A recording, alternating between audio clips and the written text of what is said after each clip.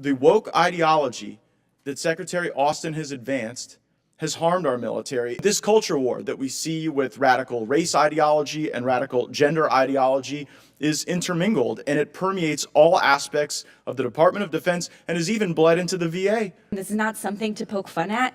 Many of you know I have a trans sibling and a gender nonconforming sibling, and I can tell you the conversations we have in this body, the things that young people hear us say about their identities, it has real consequences on their mental health. And I think we all need to be mindful of that as we're having this conversation. Now, Secretary Austin assures us that the DoD hasn't gone woke, but on August 30th, the Army's Diversity, Equity, and Inclusion and Accessibility Office hosted a gender inclusion workshop.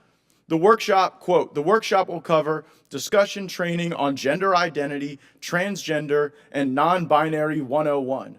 I shudder to think what non-binary 102 would be.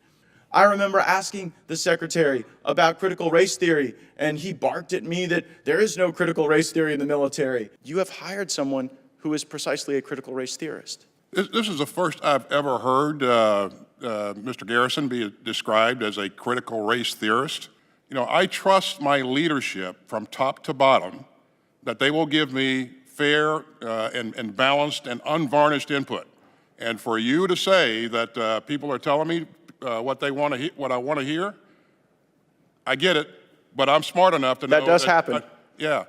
You know, maybe they're telling you what you want to hear. I'm sorry, if we don't talk about it, it still happens. Like the notion that if we just don't talk about wokeness and we don't criticize radical gender ideology, that everything will be okay and we'll meet our recruiting goals, with all due respect, that is a very boomer mentality. I accept the generational insult there, but I will say that even us old folk, Matt, know that things do get generated and spread around. My point is that if you generate stuff that is dishonest for political purposes, it gets spread around and causes damage. I have no doubt that it's being spread around. I do understand how. I would just suggest it was Secretary Austin. It is my time, Mr. Gaetz. You do not have time at the moment.